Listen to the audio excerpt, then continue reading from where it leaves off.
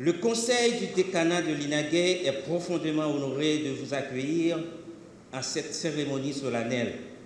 Votre présence témoigne non seulement de votre attachement à la vie universitaire, mais aussi de votre engagement pour l'élévation culturelle, civique et intellectuelle de notre nation. Aujourd'hui, en accueillant une nouvelle promotion de l'Académie diplomatique Jean Païs-Mans, nous célébrons plus qu'une rentrée académique. Nous célébrons le renouveau de l'espérance, la continuité du savoir et l'émergence d'une génération appelée à parler au nom d'Haïti dans le concert des nations. En ma qualité de doyen de l'INAGUE, je suis particulièrement heureux.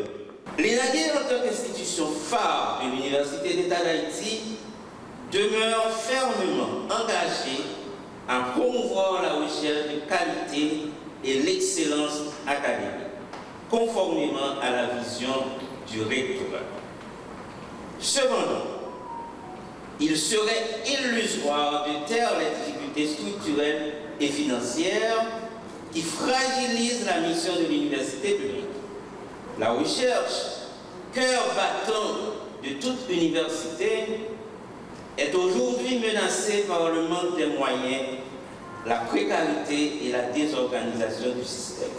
Comme l'a si bien dit Boaventura de Sousa Santos, l'université est l'une des rares institutions nationales qui a résisté à l'érosion du temps. Mais résister ne suffit plus. Il faut innover, inventer, se réinventer. C'est pourquoi nous saluons l'audace et la clairvoyance du ministère des Affaires étrangères pour avoir initié cette coopération. Et nous sommes convaincus que le savoir est la plus noble forme de diplomatie. Chères étudiantes, chers étudiants, vous êtes au cœur de cette célébration. Vous êtes des diplomates scientifiques, porteurs d'espérance pour une autre Haïti, une Haïti de probité, de dialogue et de patriotisme éclairé. Le chemin que vous avez choisi est exigeant. Être diplomate, c'est apprendre à parler pour autrui avec humilité, à négocier avec sagesse, à servir avec honneur. C'est défendre la souveraineté sans arrogance et représenter sa patrie avec dignité et intelligence. Comme le rappelait Feu Henri Robert Emmanuel Sterling, éminent diplomate de carrière et professeur de sciences politiques à l'INAGUE, le diplomate et le militaire sont les deux premiers défenseurs de la souveraineté nationale. C'est un grand honneur pour moi de prendre la parole aujourd'hui au nom du représentant spécial du secrétaire des Nations Unies en Haïti, M. Carlos Massieu, à l'occasion de la célébration du 80e anniversaire des Nations Unies. 8 décennies se sont écoulées depuis la signature de la Charte de San Francisco, fondement d'une organisation née de la volonté des peuples à préserver la paix et à bâtir un avenir commun fondé sur la coopération et la solidarité. Depuis 1945, les Nations Unies se tiennent aux côtés des États et des peuples pour faire face aux grands défis de notre temps, comme la prévention des conflits, la lutte contre la pauvreté, le respect des droits fondamentaux, la promotion de l'égalité des genres ou encore la protection de notre planète. En Haïti, la relation avec les Nations Unies est ancienne, profonde et marquée par une constante, la solidarité avec le peuple haïtien. Membre fondateur de l'organisation, Haïti a contribué dès l'origine à la construction du multilatéralisme et à la défense des principes de la Charte des Nations Unies.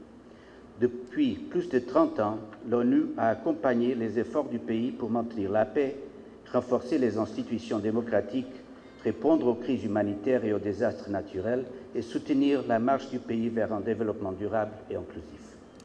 Aujourd'hui, les Nations Unies en Haïti, composées d'une vingtaine d'agences, fonds et programmes et d'un bureau intégré, le BUNU, poursuivent ce travail en appui aux autorités haïtiennes et à la société civile, notamment les jeunes et les femmes, avec le soutien et la coopération de nombreux partenaires régionaux et internationaux.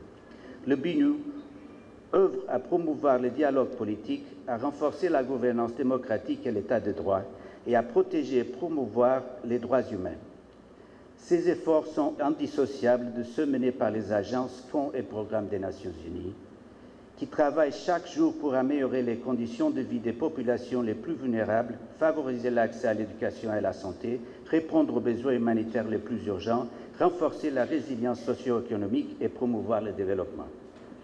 Alors que nous célébrons cet anniversaire, nous devons également reconnaître que le monde traverse une période d'incertitude. Pourtant, les Nations Unies demeurent plus que jamais indispensables.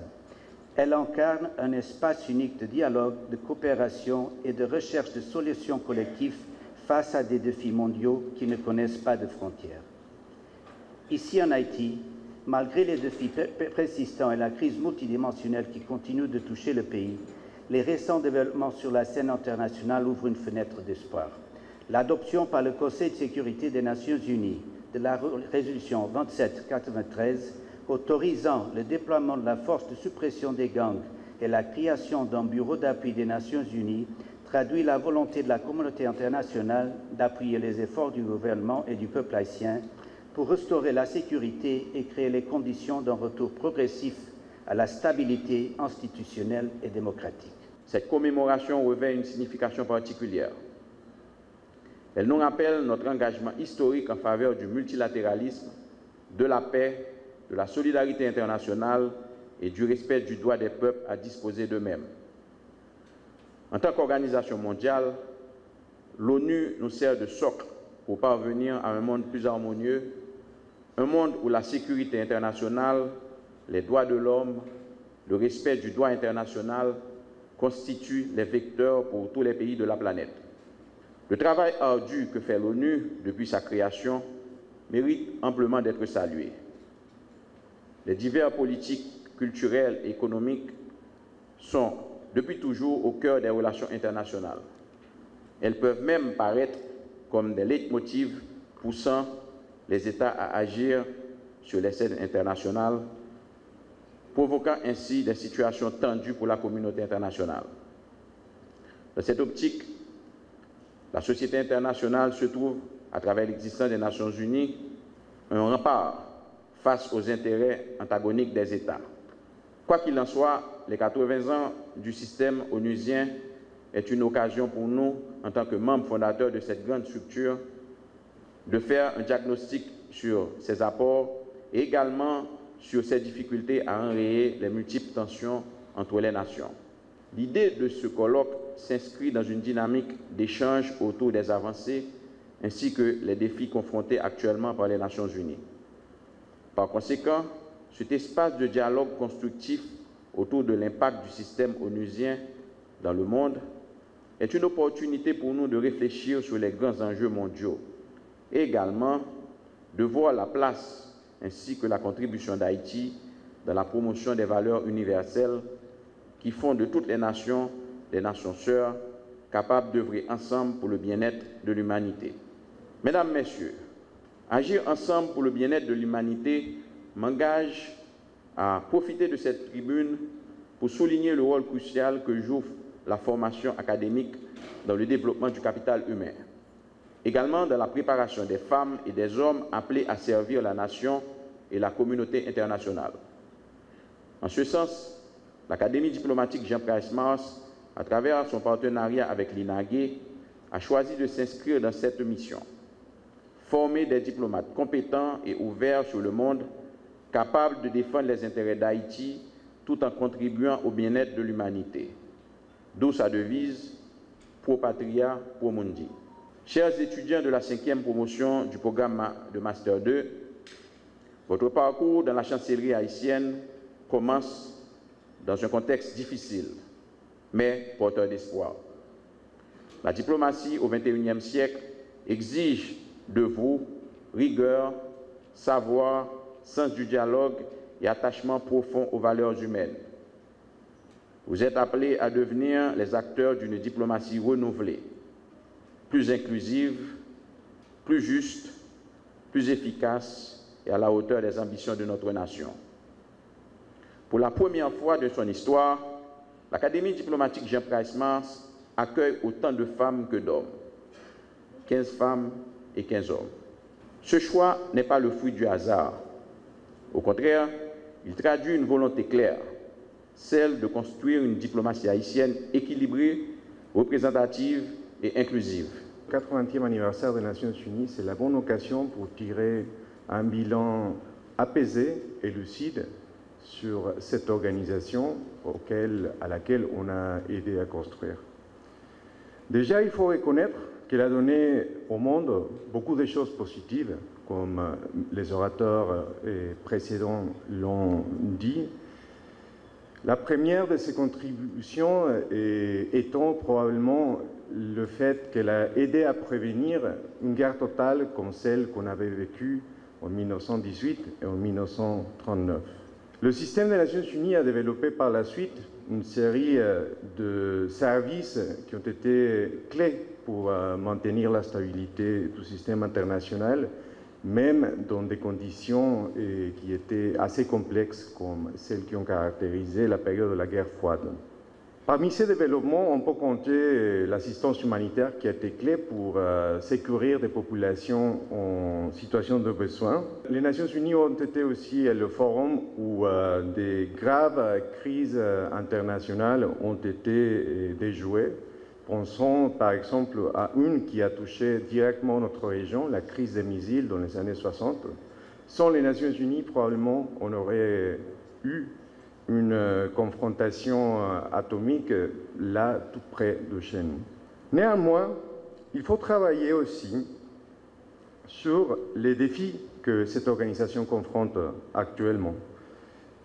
Il faut, pour cela, comprendre les critiques qui sont maintenant dans l'opinion publique et qui gagnent de plus en plus de sympathie parmi nos dirigeants et surtout parmi nos populations. Comment faire ça et quel rôle pour l'Amérique latine? Déjà, nous jouons un rôle historique parce que, comme d'autres orateurs l'ont rappelé, beaucoup de pays de l'Amérique latine ont été des pays, des membres fondateurs de l'Organisation des Nations Unies. Cela nous donne une responsabilité toute spéciale. À la fois le Mexique et Haïti ont signé la charte en 1945 et nous comptons parmi les membres fondateurs de cette organisation.